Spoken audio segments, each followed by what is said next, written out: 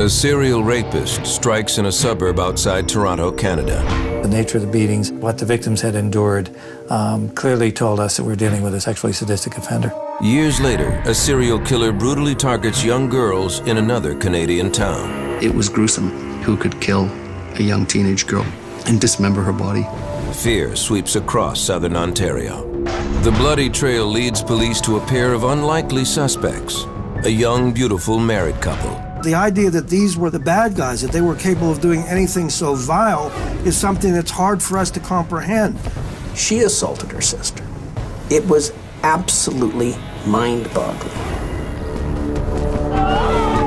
It's the most sensational and probably one of the most sinister cases in Canadian history.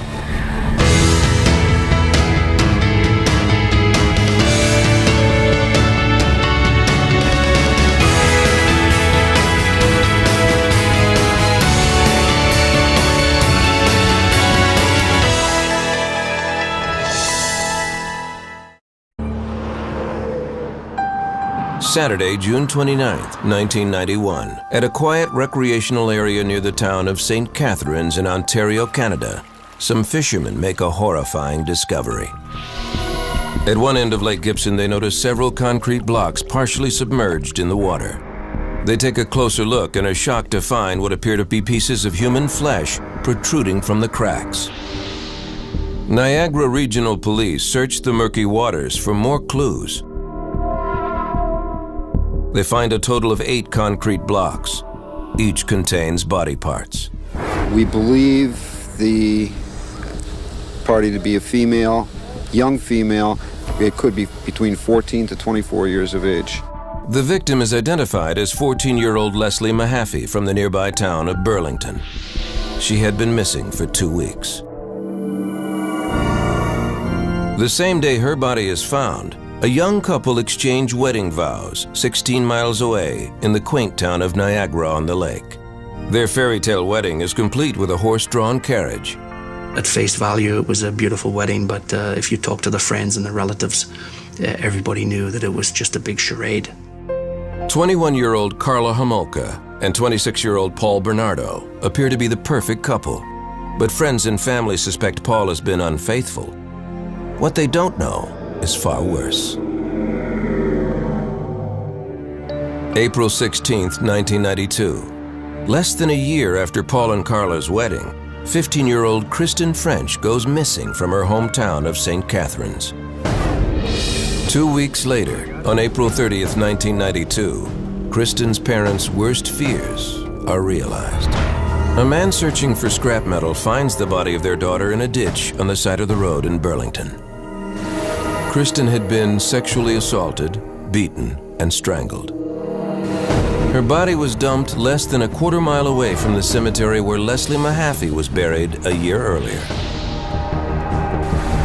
Police consult with FBI profiler Greg McCrary. They suspect there may be a connection between the 2 young murder victims. Those crimes are very unusual, to abduct and murder young women. And there was a sort of a polarization here. One was abducted in Burlington and the body was in St. Catharines. The other was abducted in St. Catharines and the body was found in Burlington. It sort of connected the crimes geographically at that point. The location of the bodies and the viciousness of the attacks lead police to suspect this is the work of an experienced killer. This was no kid that was just starting a criminal career. This is somebody who had developed a degree of criminal sophistication over the years. Police also believe the culprit may have an accomplice after eyewitnesses report seeing the victim talking to 2 people just before she disappeared. What no one could imagine is that police would eventually tie the crimes to these seemingly innocent, beautiful newlyweds. They were attractive looking, they were intelligent, they were in love. The idea that these were the bad guys, that they were capable of doing anything so vile, is something that's hard for us to comprehend.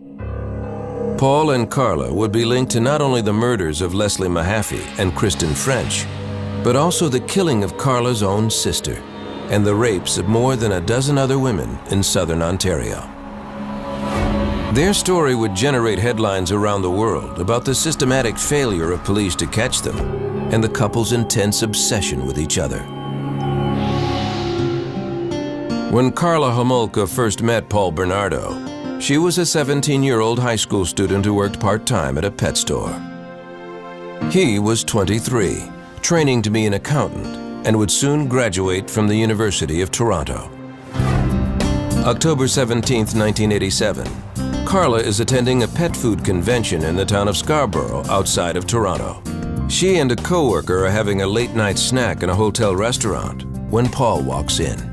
As soon as Paul Bernardo walked in the door and laid eyes on Carla Homolka, there was, as the friends describe it, there was electricity in the air. It was love at first sight or lust at first sight, whatever you want to call it. Paul stands over 6 feet tall with boyish good looks and captivating charm. Carla is immediately attracted to his handsome appearance and his outgoing personality. Within hours, they are in her hotel room having sex. My sense is that Carla was extremely insecure and was looking for a strong man. Their intense attraction will eventually spiral out of control with horrific consequences. They call it a match made in heaven, but in this case, it was clearly a match made in hell.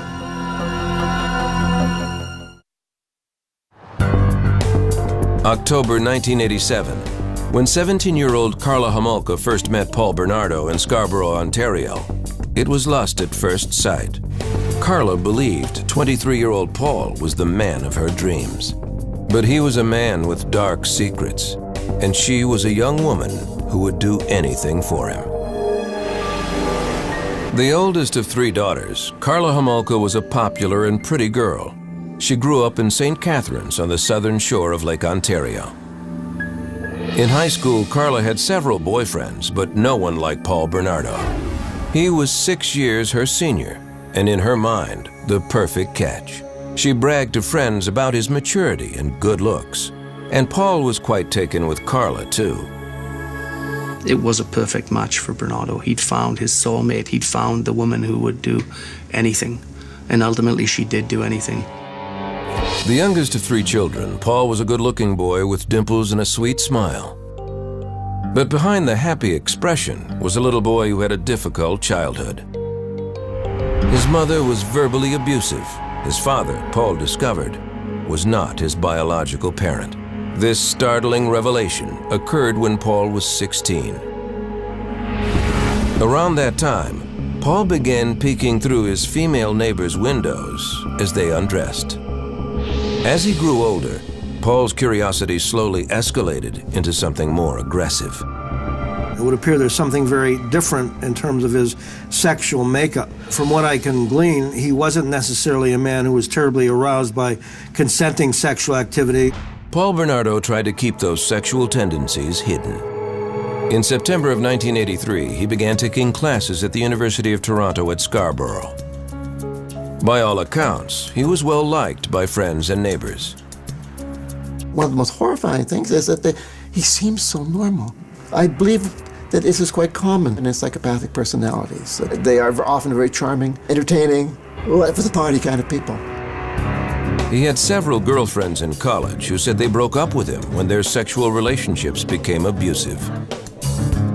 He became fixated almost on violence towards women and on conquering women, on going to discos and bars and getting them and having sex with them and getting them to do whatever he wanted. In the spring of 1988, a sexual predator was roaming the streets of Scarborough.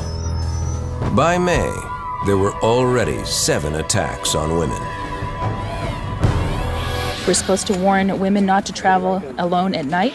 The attacker would grab women as they got off the bus or walked through the park, pulling them behind bushes where he sexually assaulted them. Early on, these attacks consisted of fondling, but over a 13-month period, the assaults grew more violent. The media dubbed the attacker the Scarborough Rapist. Women were forced to perform intercourse, oral sex, and sodomy, and were sometimes beaten. Everybody knew about the Scarborough Rapist. Everybody was on their guard, and it was a nightmare for many young women, and it was a real nightmare for the women who unfortunately happened to be pounced on by him. The Metropolitan Toronto Police Department took statements from the victims, but they couldn't get an accurate description. The women had been attacked from behind and didn't clearly see his face. All they could tell was that he was young and good-looking, with light-colored hair. Police found another common characteristic among the attacks. The attacker forced the victims to call themselves degrading names, such as slut. Nobody had a clue who the Scarborough rapist was. The Toronto police were working diligently on the case. They'd taken as many as, I believe, 100 DNA samples from potential suspects. In the fall of 1988, the Toronto police called an FBI profiler, Greg McCrary, to assist in the search for the Scarborough rapist. Over the next several months, McCrary analyzed police reports and was able to link 4 more attacks to the Scarborough rapist, bringing the number up to 11. This was a very dangerous subtype of rapist that was very anger-based, perhaps even sadistic in nature. They're rare, but they're very, very dangerous offenders. McCrary's concerns grew as the assaults became more serious. Not only were these women being brutalized, but we felt we're on the verge of perhaps this thing moving over the line into homicide, and that's what had everybody's attention. When one sees a serial rapist, there is a high probability that they're being driven by a sexual drive that's been misdirected, and that they are going to continue to be driven in that fashion unless we intervene through catching them. Special Agent McCrary developed a description of someone he thought police should be looking for. We felt this was more of a high-functioning, intelligent, psychopathic, sexually sadistic sort of offender. And he lives in the Scarborough area in a dependent situation, probably with family members. Early 20s, has a violent relationship with women, even women that he's in a relationship with.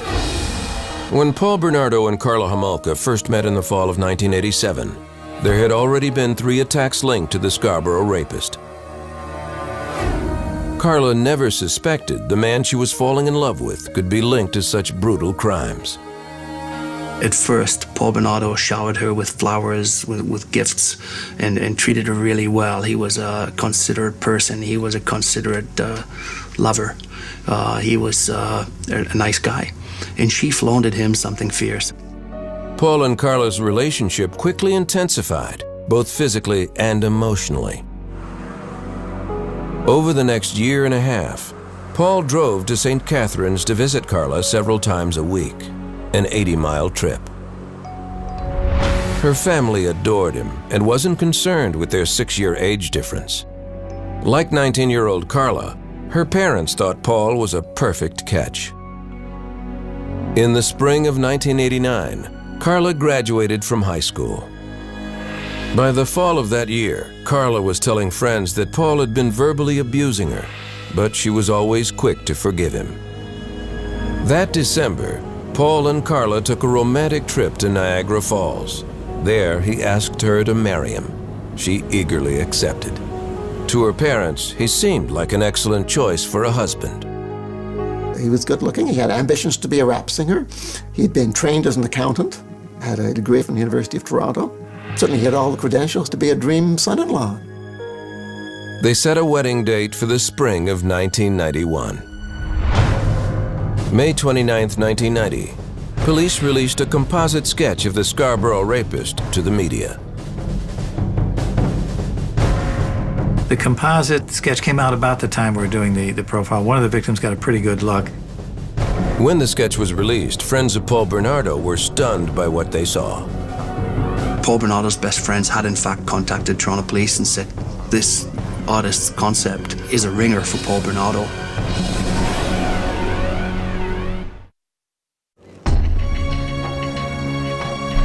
During the summer of 1990, a serial rapist is terrorizing the Toronto suburb of Scarborough. Police release a composite sketch of the suspect. Metropolitan Toronto police stations are flooded with calls. The man accused of more than a dozen sexual assaults in the Scarborough area bears a strong resemblance to Paul Bernardo. By November of 1990, several people, including Bernardo's own friends, have given his name to police after seeing the composite sketch.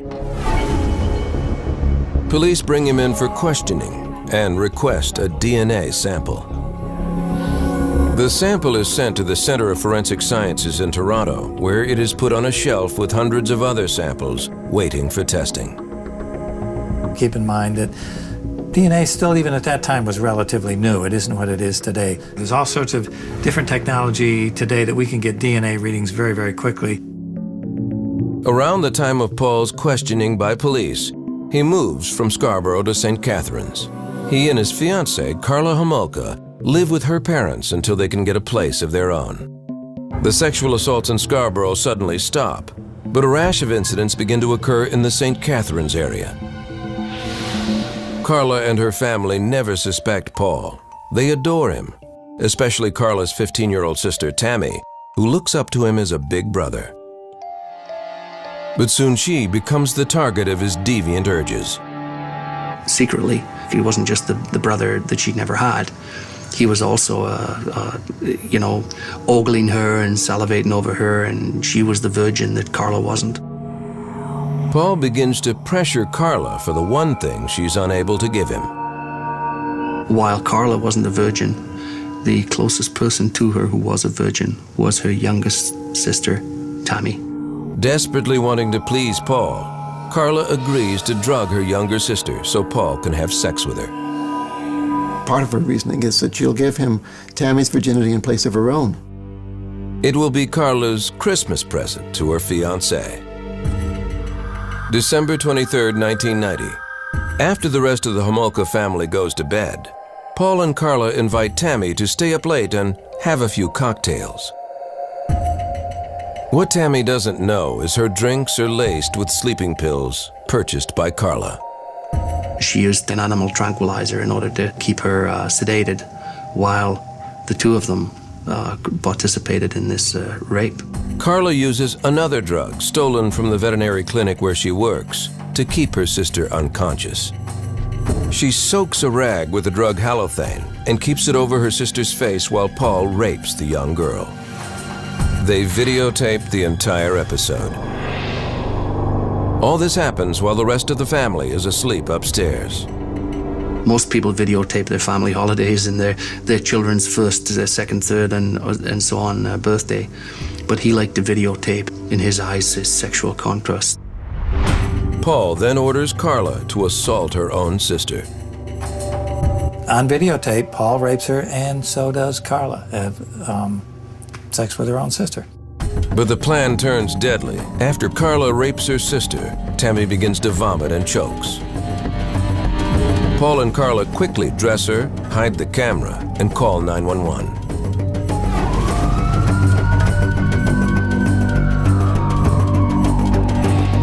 When paramedics arrive, the couple says they had tried to revive Tammy after she passed out from drinking. Tammy is taken to the hospital, where in the early hours of Christmas Eve, she is pronounced dead. It never crossed anybody's mind that her own sister had participated in the killing. Although doctors find a mysterious burn mark on Tammy's face, where Karla held the halothane-soaked rag, they conclude that she died of natural causes. Paul and Karla claim the mark as a rug burn caused by their attempt to revive Tammy. Karla's parents view the death of their youngest child as a tragic accident, something that could happen to any teenager. Everybody kind of took it at face value, so to speak, and wow, accidental death. Kids do drugs, kids drink. How unfortunate, how tragic. A month later, Karla and Paul move out of the Homolka house and into their own home. They move into this two-story bungalow in Port Dalhousie, a small town near St. Catharines. On the outside, they appear to be the perfect couple, but behind closed doors, Paul begins to turn his aggression on Karla. He teases Karla that he is the Scarborough rapist and begins physically abusing her. Any thoughts Karla has of leaving Paul are diminished by her insecurities and fear that he will tell her parents about her involvement in Tammy's death. In this particular case, we have a man who is a serial rapist who meets up with a woman who ultimately ends up participating in further acts of sexual abuse, and ones that are even far more serious. Paul Bernardo had given a DNA sample to police more than 2 months earlier, but it still hadn't been tested. Anytime offenders come into contact with the police and they don't end up in handcuffs, they're emboldened. They think they're better, smarter than the police. June 15, 1991. 2 weeks before Carla's dream wedding, Paul wakes her up in the middle of the night with a surprise, a young girl, 14-year-old Leslie Mahaffey. He had abducted Leslie from her own backyard, luring the teenager into his car with a cigarette. Paul intends to keep Leslie as a sex slave, but her true fate will be far worse than anyone could imagine. June 15, 1991, Port Dalhousie, Ontario. In the middle of the night, Paul Bernardo wakes up his fiancée, Karla Homolka, with a surprise. With him is 14-year-old Leslie Mahaffey, a young girl whom he abducted and intends to keep as a sex slave. Together, the couple holds the young girl captive in their home, repeatedly assaulting her, all the while recording the attacks on videotape. After less than 24 hours, they strangle her, then cut up her body and encase the pieces in concrete blocks before dumping them in nearby Lake Gibson. It is 2 weeks before their wedding. Well, clearly the relationship between Paul and Karla was a very destructive one. These are two people that fed into one another and encouraged and supported one another, would appear, in doing things that were just, in some sense, unspeakable. On June 29, 1991, Paul Bernardo and Karla Homolka exchange wedding vows before more than 100 friends and family members. On the same day as their fairy tale wedding, fishermen discover the dismembered body of 14-year-old Leslie Mahaffey, encased in concrete blocks. The details of the young girl's murder send shockwaves through the region. It was gruesome. I mean, when you imagine not only who could kill a young teenage girl, but who could dismember her body and dispose of it in such an ugly and heinous way. There was this massive veil of fear right across southern Ontario. Over the next year, the Niagara Regional Police attempt to find any clues that will lead them to the killer of the teenager. They call in FBI profiler Greg McCrary to assist with the search. McCrary had been asked to help with the Scarborough rapist case more than 2 years earlier. But he has no reason to think those rapes are connected to the murder of Leslie Mahaffey. Toronto police also don't make the connection to the rash of incidents in St. Catharines, so that information is not brought to McCrary's attention. I wish I had made that connection. I had no idea there were other rapes going on up there at the time either. Had I known that, I don't know, maybe that would have clicked for me. While the Niagara Regional Police look for clues to Leslie's murder, Karla Homolka settles into her role as a wife. But she finds that marriage has not quenched her new husband's thirst for virgins. In fact, Paul's deviant sexual demands escalate. After they were married, Paul demanded that Karla get some of her sister Tammy's best friends around to the house because he wanted to drug them in the same way that they drugged Tammy. Over the next year, Karla entices several young girls into their home. The newlyweds drug and sexually assault the girls. But unlike Karla's sister Tammy, these girls survive, regaining consciousness with no memory of the assaults. Some of these attacks are videotaped. He was obsessed with making himself into a star. It was very important for him to keep trophies or mementos that would confirm how successful he had been on these occasions. With Karla's knowledge, Paul also continues to stalk women throughout the Niagara region. On April 16, 1992, Paul and Karla take an afternoon drive with the intent of bringing home a new sex slave. They are only a few miles from their own house when the couple spots 15-year-old Kristen French walking home from school. They turn into a church parking lot and wait for the girl to pass by. Karla was sitting in the passenger seat of Paul's Nissan, and she said to Kristen French, "Excuse me, could you help us with directions?" And she had a map out. And poor Kristen had no idea what was about to happen to her. The couple shoves Kristen into the car and drives the short distance back to their Port Dalhousie home. It is not long before Kristen French is reported missing. local police begin to investigate. We have no doubt from eyewitnesses that Kristen was abducted from that parking lot. Witnesses tell police they saw the girl with two people in the church parking lot. They also report seeing the three drive away in a beige Camaro. In response to public fear about an attacker on the prowl, the Niagara Regional Police put together a team of investigators called the Green Ribbon Task Force. They examine eyewitness accounts about a beige Camaro and reconnect with Special Agent Greg McCrary. It was a big hunt for this beige Camaro. Eyewitnesses were rock solid about seeing this beige Camaro. Police do not know at the time that this is a false lead. Paul Bernardo drives a gold Nissan. It's always a dilemma for law enforcement because we know eyewitness identification. It's been shown time and time again to be faulty. But you've got people witnessing the abduction and describing the car. You've got to go look for that car. The media begin to link the disappearance of Kristen French with that of Leslie Mahaffey 1 year earlier. I'd been a reporter for maybe 15 years at the time, and all of my instinct, all of my experience told me that this was really bad, that this was going to be a major, major story. Kristen's father appears at a press conference, offering hopeful words to his only daughter, should she be watching. We want to know that we are thinking of you and that everything can be done is being done. And we'll get you back real quick. Greg McCrary develops a profile of the suspect. I described him as being a white male in his late 20s, probably with a history of sexually violent crimes, a history of domestic violence. He would beat his domestic partners. Based on eyewitness reports that there were two offenders, McCrary hopes that maybe he can get through to one of them. If we can drive a wedge in between them, is likely to be a falling out, and we would like to very much be able to facilitate that. Paul and Carla keep Kristen French for several days, raping, sodomizing, and beating her. They videotape the assault to add to their collection. Finally, they strangle her.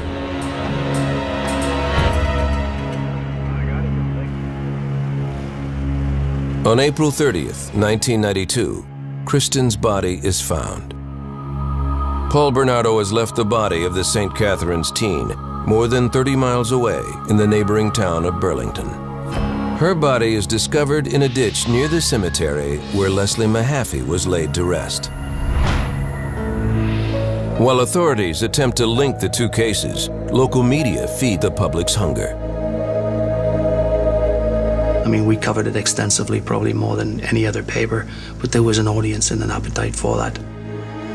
As the hunt for a possible serial killer monopolizes the news, Paul and Carla's relationship becomes even more violent. In January 1993, a severe beating at the hands of Paul sends Carla to the emergency room.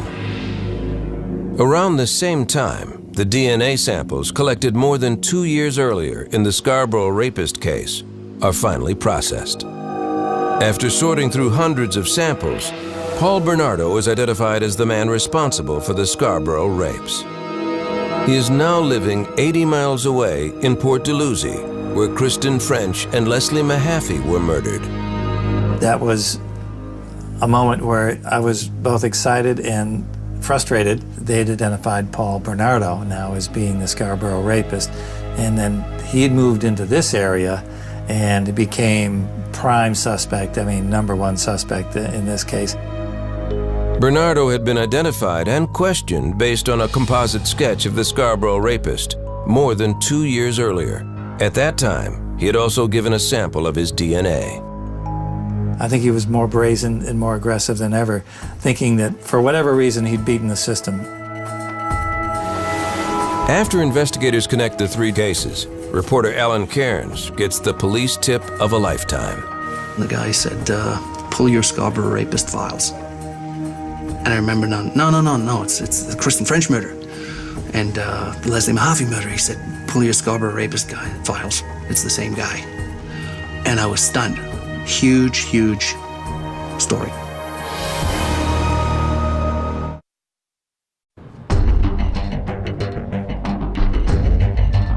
January 1993, Port Dalhousie, Ontario.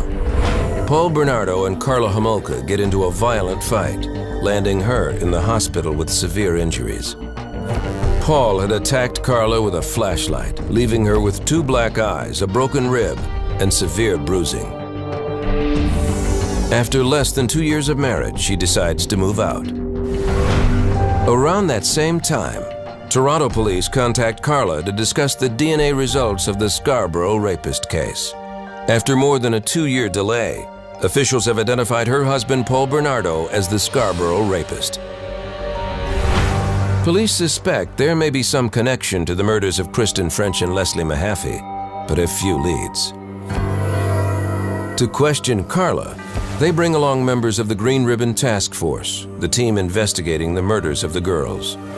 She thought to interview her about the domestic assault. In my opinion, they handled that interview exactly right because they didn't accuse her, they didn't overstep the bounds, but just by having Green Ribbon Task Force investigators there, that message was being communicated to her.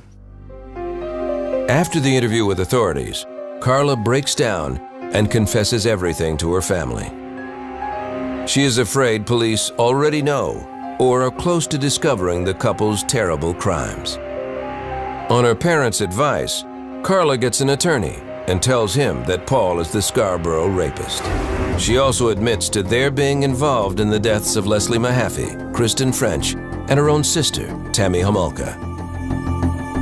Carla holds the key to putting away one of Canada's most notorious serial rapists and killers. But she will only agree to testify against her husband in exchange for a reduced sentence for herself. Her attorney began to cut a deal, and that, of course, was of tremendous interest, to all the investigators, being able to shed some direct light on these murders and what was going on. Carla makes a full confession to police. She confirms that Paul is the Scarborough rapist, then places complete blame on him for the deaths of all 3 girls.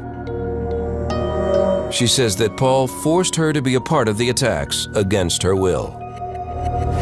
Carla also tells them that all the physical proof they need is in the couple's house, on video. When it came together, it was the aha moment. It's the, it makes perfect sense now. That you could see that escalation, the escalation that we dreaded early on in the Scarborough rapes. Word quickly spreads that there's been a break in 3 of Canada's biggest unsolved criminal cases: the Scarborough rapist and the murders of Kristen French and Leslie Mahaffey. Police know they have to move fast before Paul Bernardo tries to make a run for it. February 17, 1993, police arrest Paul Bernardo.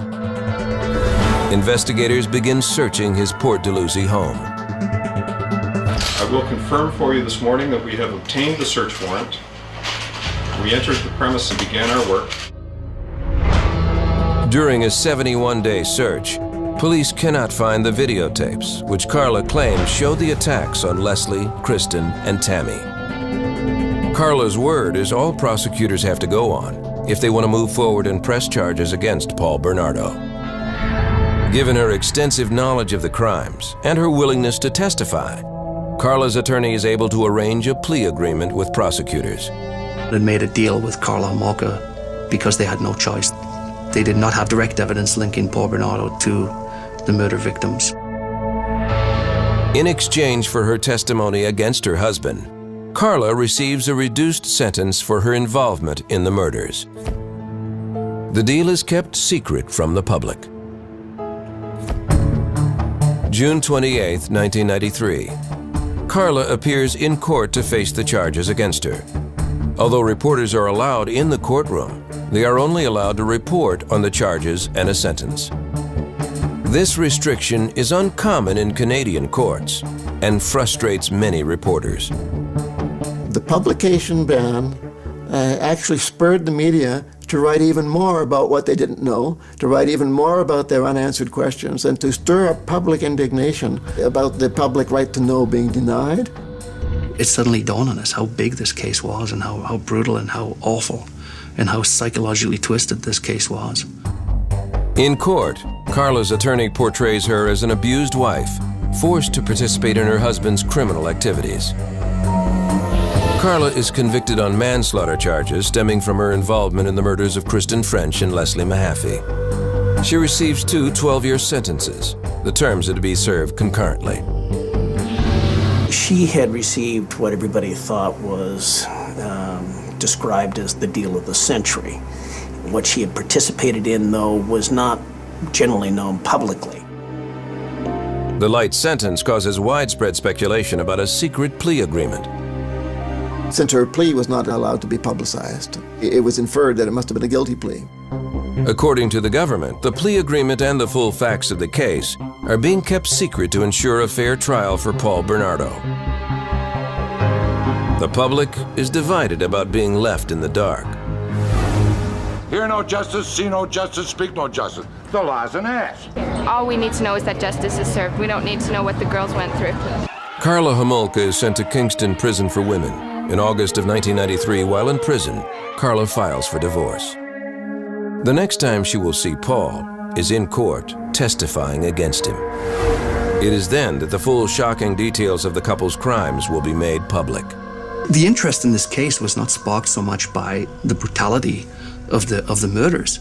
It was essentially fed by disbelief that such an attractive man and such a beautiful young girl could team up and be involved in something so bad. I mean, the Americans coined them Ken and Barbie. And, you know, there was something to be said about that. Ken and Barbie's darkest secrets will soon be revealed when the couple's missing videotapes finally surface.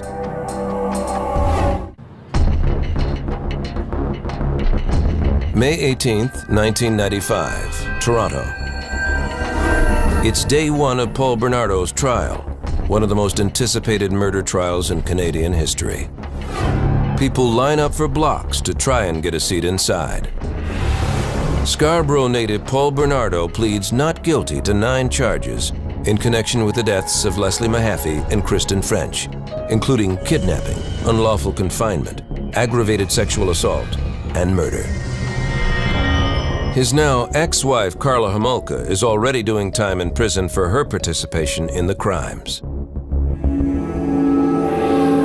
After agreeing to testify against Paul, Karla is serving a 12-year sentence. Inside the courtroom, the day begins with some powerful new evidence for prosecutors. 6 videotapes found in the couple's home. That was the first time that they had direct evidence against not only Paul Bernardo but Karla Homolka. Much to everyone's surprise, the tapes reveal a very different version of events. Karla had misled authorities about her involvement in the crimes. On the videos, she is seen fully participating in the attacks. Had the tapes surfaced earlier, they may have affected her infamous plea deal. The tapes were crucial evidence. They were the smoking gun. On one tape, Karla is seen raping her own sister.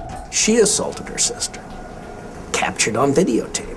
The idea that one sister would offer up a younger sister as some sort of a present without a gun being held to their head seems bizarre in the extreme. It was absolutely mind-boggling. In court, the defense maintains that any crimes committed by Bernardo stopped short of murder.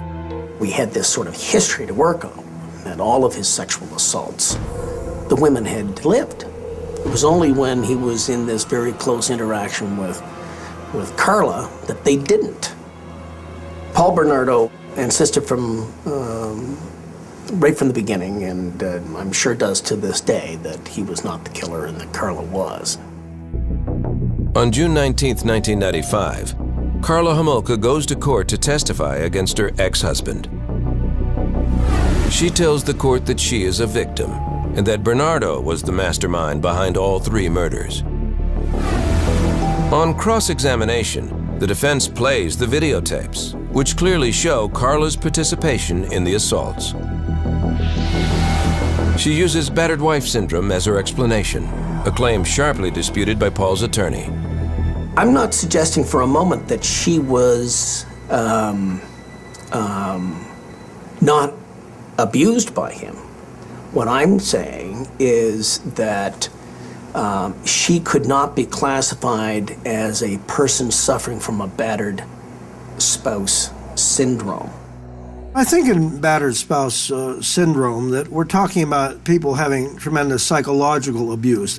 As I see it, she was more of an accomplice in these horrible crimes than a victim of these crimes. Paul Bernardo's trial lasts nearly 4 months. In an effort to spare the families more grief, the judge allows the jury to see the graphic videotapes, while the public is allowed to hear only the audio portions. Professionally speaking, I was disappointed that we didn't see the tapes. Personally speaking, I'm glad we didn't see the tapes. The audio reveals Paul Bernardo's modus operandi, as used in the Scarborough rape case. He got them to repeat over and over and over again that they'll do anything he wanted, that he's the king. After hearing the testimony of 86 witnesses, the jury of 8 men and 4 women deliberates for 8 hours before reaching their verdict. September 1st, 1995. 31-year-old Paul Bernardo is found guilty of all 9 charges against him, including 2 counts of first-degree murder for killing 15-year-old Kristen French and 14-year-old Leslie Mahaffey. The parents of both girls are pleased that Paul Bernardo is behind bars, but their nightmare isn't over. Only the trial is over. Leslie is still not coming home. Paul Bernardo is sentenced to life in prison with eligibility for parole in 25 years. After his conviction, he also confesses to the manslaughter of Carla's youngest sister, Tammy, and the sexual assaults of 14 other women in the Scarborough area. Those admissions lead the judge to declare him a dangerous offender, meaning he will likely spend the rest of his life in jail without the chance for parole. The controversy sort of rages around, was Carla given too light a sentence? Did she get off on this thing, so to speak, get off way too lightly? And that's certainly the opinion of a lot of folks, that she is. I have my concern that she may be more psychopathic than Paul. Even though Karla Homolka misled authorities about her role in the assaults, prosecutors decide not to challenge the plea agreement. The decision, they say, is final. I'm not a lawyer, but as I understand the law, once the deal was cut in Canada, they had to honor the deal. Carla's plea deal becomes known as one of the worst in Canadian history. The media call it the deal with the devil. The controversy surrounding the Paul Bernardo and Karla Homolka crimes does not end with the verdicts. The following year, the Ontario court releases the results of a 6-month-long inquiry into the police handling of the Paul Bernardo case. They conclude that the investigation was hampered by numerous mistakes and that Paul Bernardo fell through the cracks simply by moving from one community to another. Since the inquiry, Canadian authorities implemented a new system specifically for tracking serial predators. Their goal is to improve communication among police departments. On July 4th, 2005, 35-year-old Carla is released from prison after serving 12 years behind bars. Although she served her full sentence, some feel that was not long enough for the role she played in the crimes. My personal feeling is she got off light. I think that she has more culpability for this than she was punished for.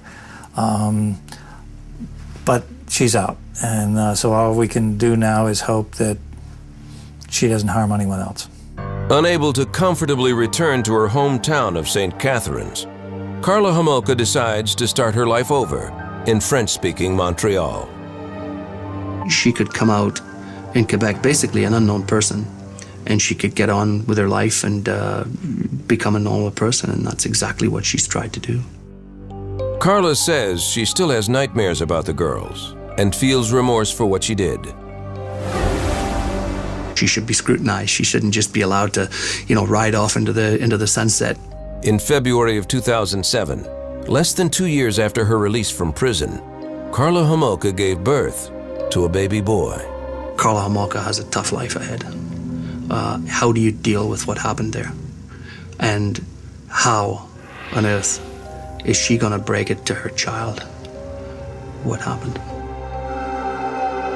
She's out there in the community, and so we all, not only for her sake, but for all of our sakes, have to hope that she's going to do well.